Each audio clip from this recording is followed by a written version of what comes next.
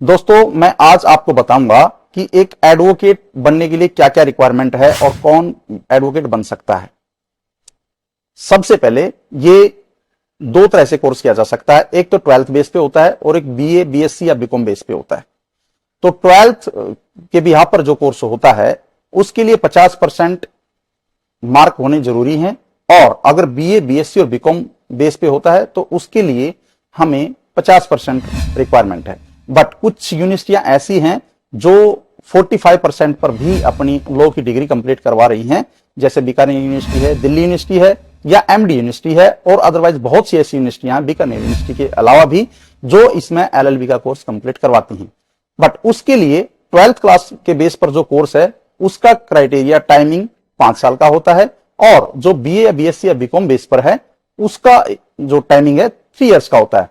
But कई बार ये question उठता है कि क्या बीएससी है या बीकॉम है कोई स्टूडेंट तो क्या हम लॉ कर सकते हैं? बिल्कुल कर सकते हैं, इसमें घबराने वाली बात नहीं है कि आप नहीं कर सकते या वो रिक्वायरमेंट नहीं है। इसके लिए स्कोप भी बहुत ज्यादा है। इसके लिए हमें सबसे पहले एक क्लैट का टेस्ट क्लियर करना होता है, जो एक एंट्रेंस टेस्ट होता है। अगर यूनिवर्सिटी वो क्लियर कर देती है टेस्ट को तो आप एक लॉयर की डिग्री आसानी से प्राप्त कर सकते हैं।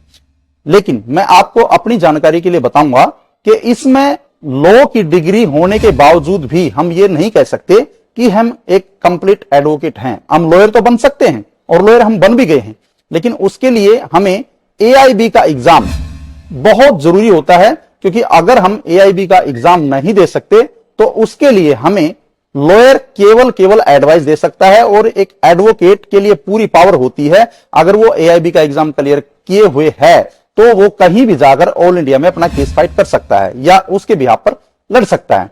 इसलिए ये तो जरूरी हुआ कि हमें एलएलबी कैसे की जाती है। दूसरा क्वेश्चन आता है कि हमें एडवोकेट बनने के बाद हमें किस किस स्कोप के अंदर हमें कहां पर जॉब मिल सकती है।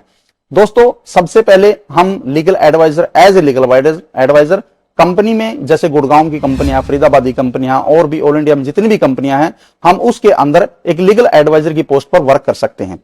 दूसरी बात, हम अपने पीपी की तैयारी, पब्लिक प्रोसिक्यूशन जो सरकारी वकील लगते हैं उसकी हम तैयारी करके बन सकते हैं। इसमें एक और क्वेश्चन उठता है, कई बार कहा जाता है कि हम जुडिशरी कैसे कर सकते हैं। जुडिशरी के लिए क्या कोई टाइमिंग फिक्स होता है? ऐसी बात नहीं है कि कोई टाइम फिक्स है। उसकी कंप्लीट लॉ के बाद आप एक टेस्ट क्लियर करके, जो भी उसके सरकार ने टेस्ट क्लियर रख रखे हैं उनको डायरेक्ट टेस्ट क्लियर करके आप जुडिशरी के अंदर सिलेक्शन कर सकते हैं। और इसके लिए अदरवाइज जो है आप प्राइवेट वकील बन सकते हैं।